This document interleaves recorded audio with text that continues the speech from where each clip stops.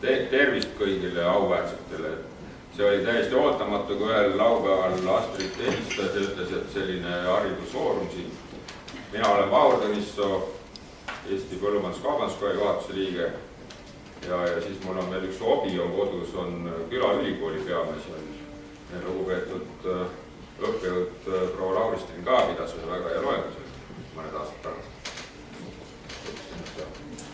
Mati Mõtte Eesti Maaülikoolist Majandus- ja Sotsiaalinstituudist ja asendan täna tegelikult meie maamajanduse valdkonna professorit Raudo Lennukut. Aga ma ise olen põhimõtteliselt, ütleme niimoodi, et põllumajanduse headest aegadest peale põllumajandusega seotud olnud. Küll laudselt õpingutega, siis toetustega, viimased 7 aastat uuringutega. Et ühesõnaga nii halba kui head näinud selle üle 20 aasta jooksul.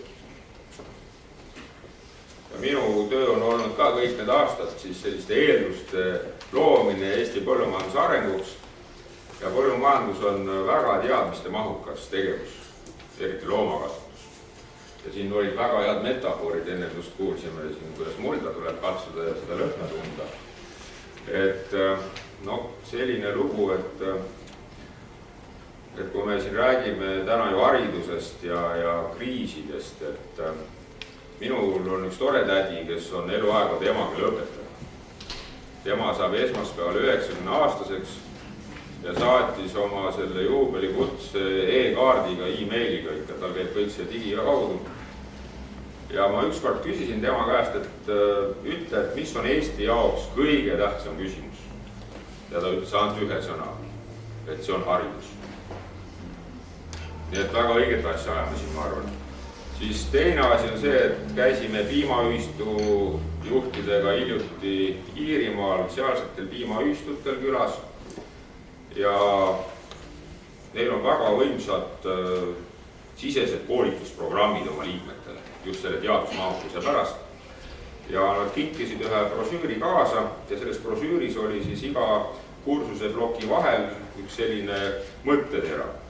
Ja üks mõttetera, mis mulle väga meeldima hakkas, oli see, et mis asi on haridus Einsteini järgi. Ja see kõlas umbes nii, et kui kõik see on ära unustatud, mis koolis õpiti, ühesõnaga see, mis järgi jääb, see ongi siis haridus. Siis täna me kuulsimegi seda, et nii see vist on. Ja siis väga hea õpetaja Ülo Vooglaid ju ütleb väga selgelt, et tegelikult ikkagi sellest haritusest ka jaanti piisa, et on vaja veel kogemust. No see sama mulla jutt, millest me siin rääkisime, ja informeeritust ja vaat nende ühtsus siis on see, mis lõpuks annab selle väärtuse. Ja tänapäeval muidugi informeerituse kontroll on totaalselt kadunud, eks, mis on õige, mis on vale, seda peab igaüks ise aru saama, ja see on meil üks suurimaid ülesandeid ka selles valdkonnas, et inimesed saaks õigesti aru. Kogemus, see tuleb eluga ja praktikas, aga see, mis me siis koolis teeme, muidugi see on väga oluline. Siin oli täna hea näha, et kui me selle üleilmastumisega natuke nivelleerub ka kõik, et kas siis meie tulevik on ka see, et me peame hakkama mõõtma, et palju õpetajad klassis viibivad või. Et meil nagu vist seda väga pole olnud siia. Kuulsed, me mõõdame seda piisaga, meie õpetajad on väga isegi. Mina arvan ka seda. Ei jää hiljaks ja kuuldu ilmasõtta. Just täpselt. Ja mis puudutab põllumeeste elu, siis Põllumajandus-Kaubanduskojas me näiteks tegeleme väga palju selliste teadmussiirde pikaajaliste programmides osalemisega. Kui vanasti nimetati õpetamine, siis meil nimetatakse nüüd teadmussiire, et ühest peast nagu siiratakse teise midagi. Ja õppepäevad on teadepäevad ja sedasi siis elu on üles korraldatud, et see elukestev õpe, see käib kogu aeg, ilma selleta ei olekski võimalik. Nii et nii nagu hooaeg põllumeestel lõpeb, hakkab kohe üks suur õppepäevade rodu kuni jõuludeni välja ja pärast uut aastat kuni külmini välja. See on tõsi. Aga mis puudutab nüüd seda digiajastut, siis eilsest veel lõpetuseks üks näide. Saaremaal Kõljala osaühingus avati uus, väga moodne lüpsivarm eile. Ja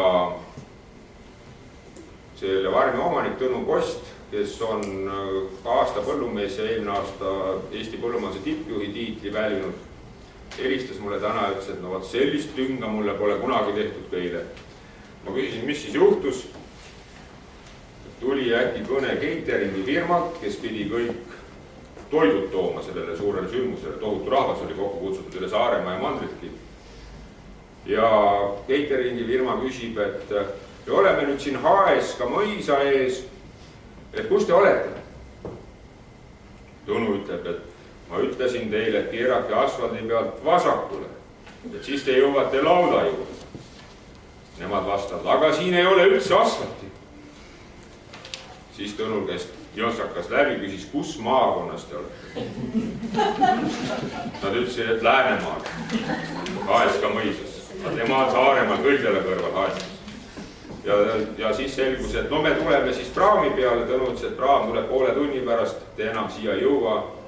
Tänan väga, aga selle teenusega on nüüd tänaseks kõik. Ta saatis lapsed ruttu Kuressaarde, ostsid Selveri tühjaks kristlitest ja tortidest, külamajas pandi kohvid ruttu käima, nõud ja sai rahvast toidustada. Ja küsis, kuidas see siis juhtus, aga ma panin Google'isse HSK sisse ja see viis sinna. See on nüüd see, mis tegelikult toimub. Ja kriisidest. See on kriiside järg. Nii, aitäh ja tahate veel midagi öelda? Ma siin selle poole pealt natukene ütleks, et tegelikult põllumajanduse poole pealt vaadatuna ja üldse maamajanduse poole pealt vaadatuna, siis tegelikult kui võib-olla minu väga isiklik vaade, aga seda vastandumist, seda ühiskonna moraali, mis siis nagu mõjutab isiksuse kasvamist, kui me tuleme tagasi nende lasteranalüüsi jooniste juurde, et seda on nagu päris palju. Et tegelikult jõuame siis sinna välja, et kas lektor või õpetaja või kes see on, et kes seda moraali, ühiskonna moraali siis murdma peab. Ise olles käinud ka nüüd viimasel ajal siin naaberriikides aitamas, näiteks Moldovas või isegi natuke Ukrainas tean, et siis seal nagu küsitakse, pead nagu loengu maha või midagi majurünnakut ja lõpuks nagu inimesed tulevad, küsivad, et te õpetate nüüd seda, aga öelge, kuidas seda korruptsiooni murda.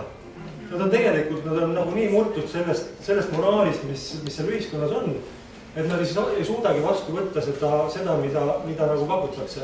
Et selles mõttes siis jõuavad sinna välja, et meil on ikkagi väga hästi, et kuidas meie oleme suutnud seda niimoodi saavutada ja murda.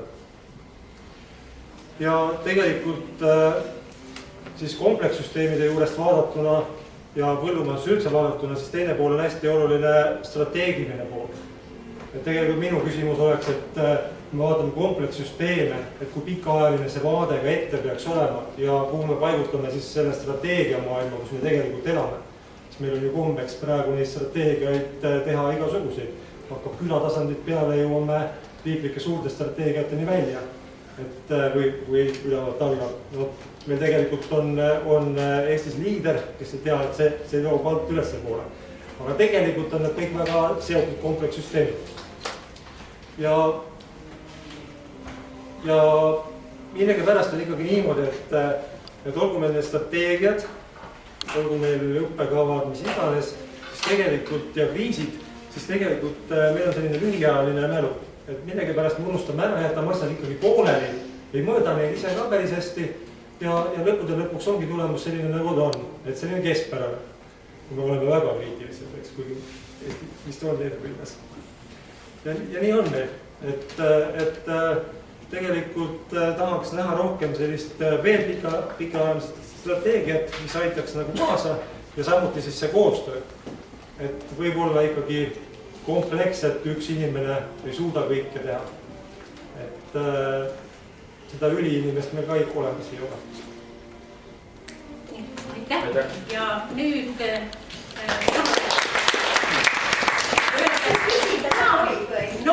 üks küsimus. Jah, üks küsimus on see, et kas me suudame ikka üldse põhimõtteliselt kõik oma strateegiatega ette näha. Ja minu käes oli ka Raamatugi viimane raport ja tegelikult sellest räägitakse sellest, et katastroof tulevad aga siis kõik meie ülesehitustöö on aeglane ja nõnda edasi. Nii et ühesõnaga kas me suudame ette näha kõike katastroofe ja kas meil peab olema mingi valmisolek ja kas me peame seda valmisolekut näiteks ka hariduse kaudu suurendama, et või püüdma ütelda, et kõike sa ei saa ette näha. Ma ei tea, kuidas te vastate selle? Selles mõttes mina arvan, et sellised pidepunktid, pikaasjad pidepunktid peavad olema, sest tegelikult me jõuame selle sama Arsteri teooria juurde, et me oleme pidevas muutuses, see kiireneb. Samas õpetada nagu nii kõike ei suuda ette, eks. Pigem on see, et inimesed ju selle samuse siin ja praegu teadmisega genereerivad uut ja paremat, aga see pidepunkt peab olema. Bussiga siia Tallinnasse sõites ma lugesin tegelikult Iirimaa põllumajandusstrateegiat, mis on praegu 2025. aastani ette. Nad iga aasta teevad seired, mõõdavad ja vaatavad ette. Meil on seal väga ambitsioonikad plaanid tegelikult. Et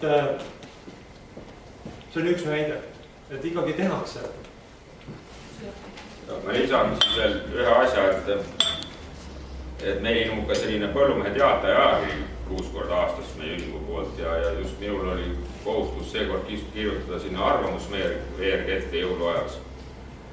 Ja kas me näeme ette on see küsimus, et kui analüüsida ikka nüüd päris sügavuti, siis mina julgen väita, et enamus kriise või praktiliselt kõik kriisid lõppkokkuvõttes taanduvad eetika kriisideks.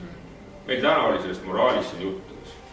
Ja nüüd ongi see, et kehtib põhjuse tagajärje seadus ja ühtegi katastroofi ei teki enne varem loodud põhjusteta. Ja kui täna käisid läbi nii palju kordi see väärtuste lugu, et ma arvan, et see on ka Eesti jaoks võtme küsimus, et kuidas selles hajuvas inforuumis ikkagi väärtused koondada ja need alles hoida kogu aeg. Et see oleks nagu keskmes ja kõigi südames, siis on ikka võimalused alles. Nii, veel kord aitäh.